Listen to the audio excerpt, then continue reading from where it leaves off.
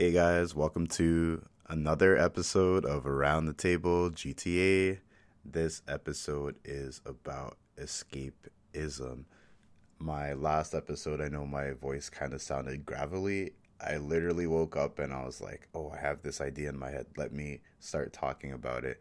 And that's kind of what I did with this episode too. I just moved it a little bit to the side. I've recently noticed that I have a lot of energy for an episode, and like when I have the thought in my head, I start going through the episode in my mind, and if I don't get it out, it just like fizzles away all my talking points, everything that I wanted to talk about.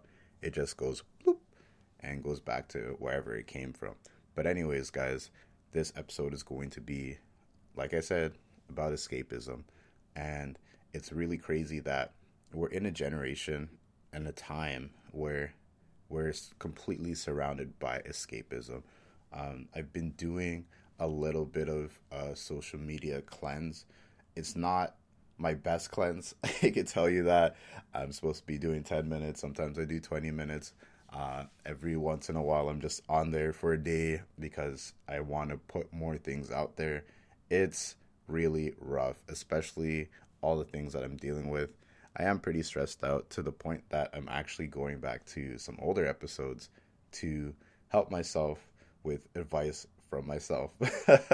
And it's kind of crazy, but it's a thing that we all are dealing with. It's like even if you are older, it's a little bit easier to spot. If you're younger, it's just the norm, and you'll never realize it until you don't have access to a lot of things.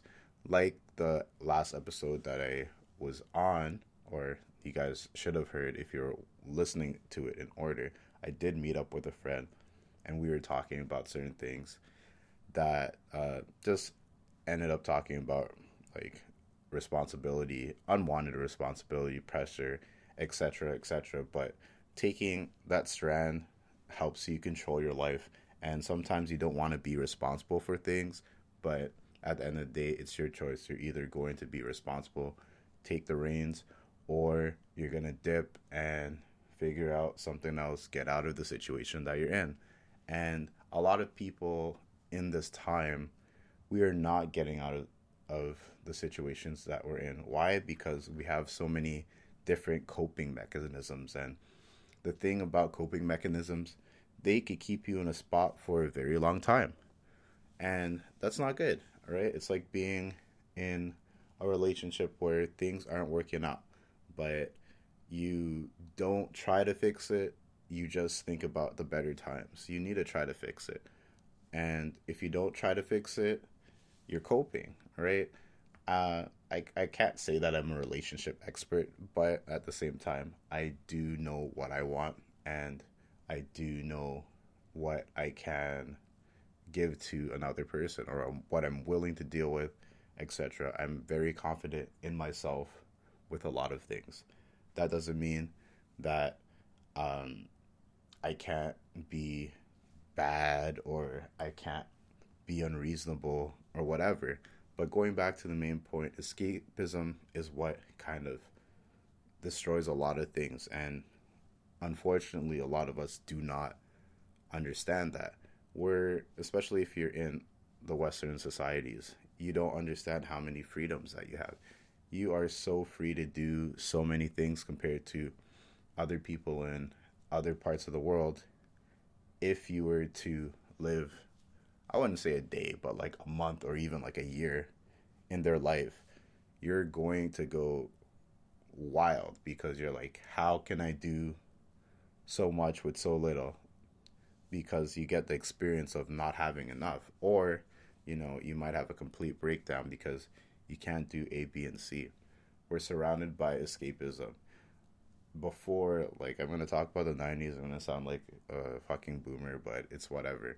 In the 90s, if you wanted your music, you either had to pay if you had the money, or you get a tape recorder, you record the music, and hopefully you have the best version. Right before the advent of fast internet, a lot of things weren't easy to get. Just getting knowledge at that time, library, in the guest episode that I still have to work on. Sorry, guys.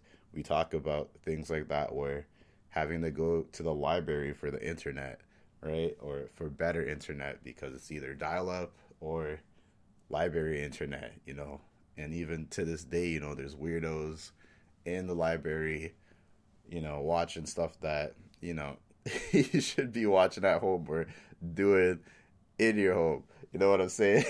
Right? But there's a form of escapism, right?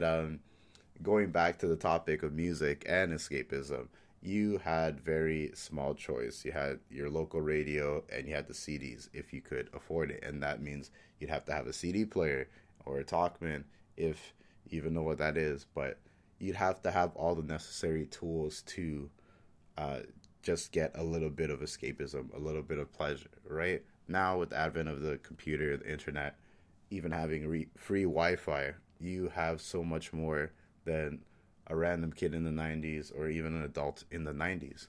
So we tend to get distracted with different things. How often, like, I would say if you guys have phones, phones that are up to date, newer phones, there is a digital well-being thing I think on Androids, and then Apple has something similar where you could track your time on social media and on whatever app that you use on your phone. And if you look, a lot of your free time is being used on it. I don't want to say wasted because I don't know what you're dealing with. I don't know what you're going through. But even when I was younger, like I had a weird dream. I had a dream that I went back to high school. I'm like, why am I back in high school? Right? But anyways, it made me, this is what kind of inspired this episode too, where it's just like, why am I on this for so long? What am I looking for? What am I avoiding? It's something that you really need to think about because you could be like, there's people who are drowning in debt and they'll be on Instagram for like 5 hours or on TikTok watching endless loops, right? And this feedback loop keeps you looking for something that you don't even know what you're looking for, but you'll find something, you'll laugh, you'll like it, you'll share it, and then after you'll stop and look for similar content. Uh, Sometimes you gotta abuse that. So, like on YouTube, for example, I found something that was completely pirated because of the algorithm. So, thank you, algorithm, for once for finding something that was very useful for me. Unfortunately, it was something that was 11 hours long, but I couldn't watch all 11 hours. I didn't make time to. I watched 3 hours of it, and poof, it's gone. But at least it was free. I'm not paying $100 for a sketchy course that, from the 3 hours of it, maybe 20 minutes of it was useful, but at the same time, look how I was looking at the time because it was such a long video. When there's things that are short form, it's easier to get distracted because what's 5 seconds? What's 10 seconds? What's a minute? Right? But times that by how many random clips and videos that you watch, it's a big distraction. And there's a lot of serious things that are going on in the world. And there's always been serious things going on in the world. Like, this is not to be preachy about, oh, don't waste your time on nothing. Other things matter. It's not about that. It's more about centering yourself and finding out what matters. And why are you doing this? Are you doing this because everybody else is doing this? Are you doing this just so you could get a break?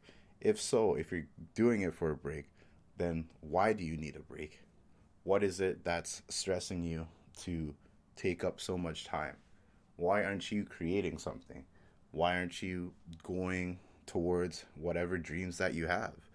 Like, it's something that we need to stop and think about. And when I was talking to that friend, I was talking to him, and we stopped and we're like, there's not a lot of time to stop and think, because he was talking about what was he talking about? He was talking about something about like being in the darkness or whatever for a couple of days, and apparently it's supposed to give you a reset. And there are certain cultures that do that. In my culture as well, there is kind of a tradition that you have to go through to become a chief, and it does involve being secluded like that. When you are away from everything, whether it's electronics, whether it's people, whether it's light, there's certain things that change you, right? and it's a natural thing in the human body. But a lot of people, especially let's say Gen Z, that's what they call them now. Maybe if you hear this podcast in 20 years, they'll call them something else if we're still here in 20 years.